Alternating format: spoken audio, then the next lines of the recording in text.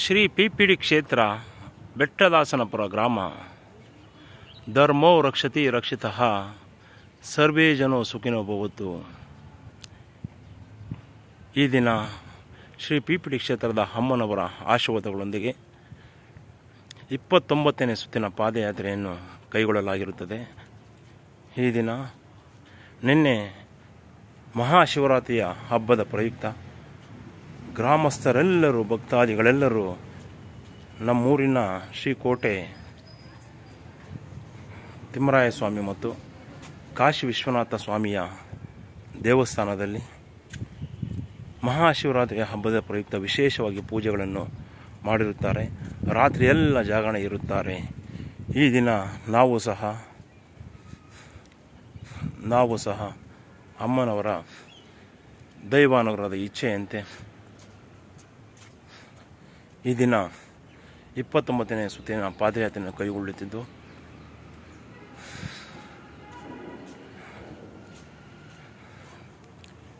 ನಮ್ಮ ಕ್ಷೇತ್ರದಲ್ಲಿಯೂ ಸಹ ಮಹಾಶಿವರಾತ್ರಿಯ ಹಬ್ಬದ ಅಂದು ಭಕ್ತಾದಿಗಳು ಬಂದು ಸೇವೆ ಸಲ್ಲಿಸುತ್ತಾ ಹೋಗಿರುತ್ತಾರೆ. ಅವರಿಗೆ ಎಲ್ಲರಿಗೂ ಸರ್ವವನ್ನು ಅಮ್ಮನವರು ಕರುಣಿಸಲಿ ಎಂದು ಕೇಳಿಕೊಳ್ಳುತ್ತಿದ್ದೇನೆ. ಹಾಗೂ ಸುಮಾರು 15 ವರ್ಷಗಳ ಹಿಂದೆ ನಮ್ಮ ಶ್ರೀ ಪಿರಿಯಾಪಟ್ಟಣದಮ್ಮ ಮೂಲ ದೇವಸ್ಥಾನದಲ್ಲಿ ಪೂಜೆಗೆಂದು ಬಂದಾಗ ಅಂದು ಅಮ್ಮನವರ ಆಶೀರ್ವಾದಗಳೊಂದಿಗೆ ಈ ಕ್ಷೇತ್ರದಲ್ಲಿ ಒಂದು ಬಿಲ್ವಪತ್ರೆ ಸಸಿಯನ್ನು ನೆಟ್ಟು ವೃಕ್ಷವನ್ನಾಗಿ ಮಾಡಬೇಕೆಂದು ನಿರ್ಧರಿಸಿ ನರ್ಸರಿಗೆ ಹೋದಾಗ ನಮಗೆ ಬಿಲ್ವಪತ್ರೆ ಸಸಿ ಬೇಕೆಂದು ಕೇಳಿಕೊಳ್ಳಲಾಗುತ್ತದೆ. ಆಗ ಅಲ್ಲಿದ್ದಂತಹ ಒಬ್ಬರು ಬಂದು ಒಂದು ಬಿಲ್ವಪತ್ರೆ, ನಾನು ಯಾರೋ ದೇವಸ್ಥಾನದಲ್ಲಿ ನೆಡಲು ಸುಮಾರು 7 ಬಿಲ್ವಪತ್ರೆ ಸಸಿಗಳನ್ನು ತಂದಿರುತ್ತಾರೆ. ಅದರಲ್ಲಿ 5 ಸಸಿಗಳನ್ನು ತೆಗೆದುಕೊಂಡು ಹೋಗಿರುತ್ತಾರೆ. ಪ್ರಸ್ತುತ 2 ಸಸಿಗಳಿರುತ್ತವೆ. ಆ ಸಸಿಗಳನ್ನು ತಮಗೆ ತೋರಿಸುತ್ತೇನೆ. ಅದರಲ್ಲಿ ನೀವು ಯಾವುದನ್ನು ಬೇಕೋ ಅದನ್ನು ಆಯ್ಕೆ ಮಾಡಿ ತೆಗೆದುಕೊಂಡು ಹೋಗಿ ಎಂದು ತಿಳಿಸಿರುತ್ತಾರೆ. ಆ ಒಂದು ಪ್ರಸ್ತುತ ಆ ಸಸಿಯನ್ನು ನೋಡಿದಾಗ ನನಗೆ ಒಂದು ಗಿಡ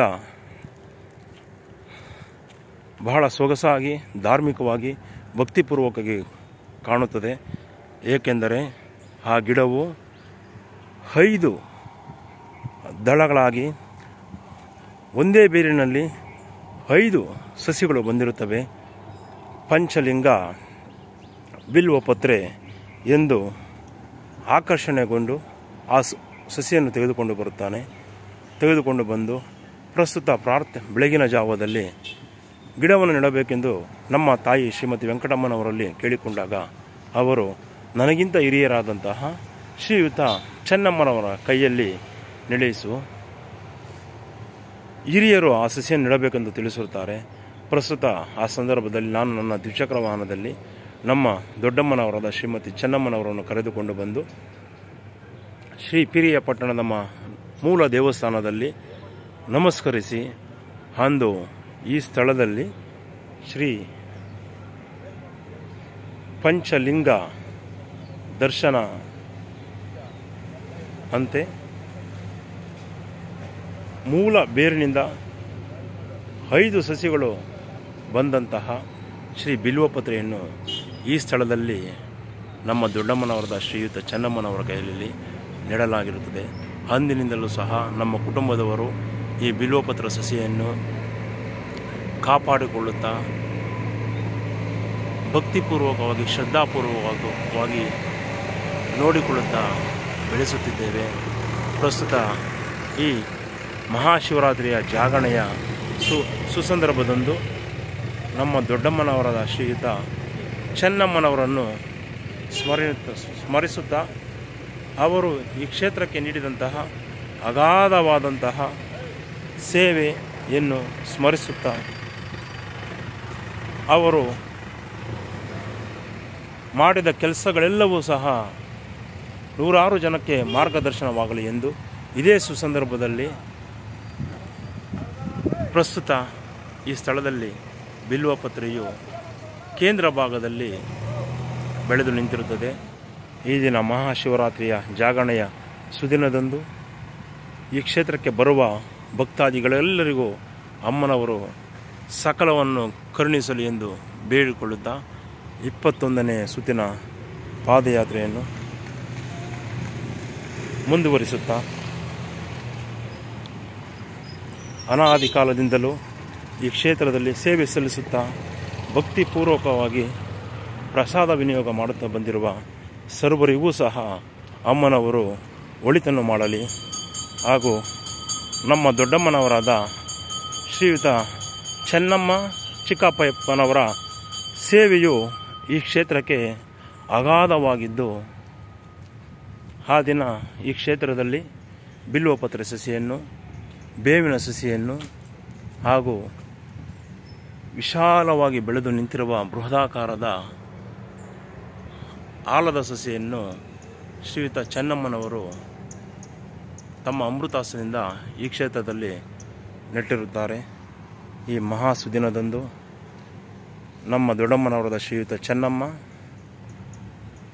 ಕೋಂ ಚಿಕ್ಕಪ್ಪಯ್ಯಪ್ಪನವರನ್ನು ಸ್ಮರಿಸುತ್ತಾ ವಾಡಿಕೆಯಂತೆ ಅಮ್ಮನವರ ಆಶೀರ್ವಾದಗಳೊಂದಿಗೆ 29ನೇ ಸುತ್ತಿನ ಪಾದಯಾತ್ರೆಯನ್ನು ಕೈಗೊಂಡಿದ್ದು 21 ಬಾರಿ ಘಂಟಾನಾದವನ್ನು ಬಾರಿಸಲಾಗುವುದು.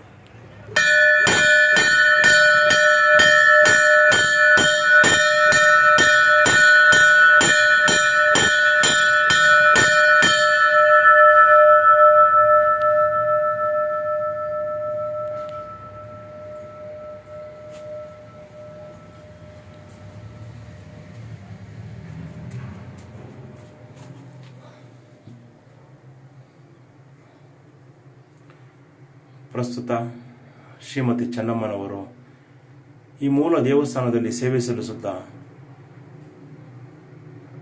ಶ್ರೀ ಪಿರಿಯಾಪಟ್ಟಣದಮ್ಮ ಪಲ್ಲಕ್ಕಿಯನ್ನು ಮಾಡಿಸುತ್ತಾ ಸುದೀರ್ಘವಾಗಿ ಈ ಕ್ಷೇತ್ರದಲ್ಲಿ ಸೇವೆಯನ್ನು ಸಲ್ಲಿಸುತ್ತಾ ಬಂದಿರುತ್ತಾರೆ. ಅವರ ಹೆಸರು, ಅವರ ಕುಟುಂಬಸ್ಥರ ಹೆಸರು ಸದಾಕಾಲ ಅಜರಾಮರವಾಗಿರಲೆಂದು ಹಾಗೂ ಈ ಒಂದು ಒಟ್ಟು ಕುಟುಂಬದಲ್ಲಿ ಸುಮಾರು 50ರಿಂದ 60 ಜನರಿದ್ದು ಯಾರೂ ಸಹ ಪಲ್ಲಕ್ಕಿಯನ್ನು ಮಾಡಲು ಅದನ್ನು ನಿರ್ವಹಿಸಿಕೊಂಡು ಹೋಗಲು ಶಕ್ತರಾಗಿರುವುದಿಲ್ಲ, ಮನಸ್ಸು ಬಂದಿರುವುದಿಲ್ಲ. ಆದರೆ ಶ್ರೀಮತಿ ಚೆನ್ನಮ್ಮ ಚಿಕ್ಕಪ್ಪಯ್ಯಪ್ಪನವರು ಸುದೀರ್ಘವಾಗಿ ಶ್ರೀ ಪಿರಿಯಾಪಟ್ಟಣದಮ್ಮ ಪಲ್ಲಕ್ಕಿಯನ್ನು ಊರ ಹಬ್ಬ ದಿನದಂದು ಮಾಡುತ್ತಾ ಆಚರಿಸುತ್ತಾ ಬಂದಿರುತ್ತಾರೆ. ಅವರ ಮಗನಾದ ಶ್ರೀ BC ಶ್ರೀನಿವಾಸ್ ಏಕೈಕ ಪುತ್ರನಿಗೆ ಶ್ರೀ ಪಿರಿಯಾಪಟ್ಟಣದಮ್ಮನವರ ಆಶೀರ್ವಾದವು ಸದಾಕಾಲ ಇರಲಿ ಎಂದು ಈ 29ನೇ ಸುತ್ತಿನ ಪಾದಯಾತ್ರೆಯ ಸುಸಂದರ್ಭದಲ್ಲಿ ಬೇಡಿಕೊಳ್ಳುತ್ತಿದ್ದೇನೆ. ಧನ್ಯೋಸ್ಮಿ ಮಾತಾ, ಧನ್ಯೋಸ್ಮಿ.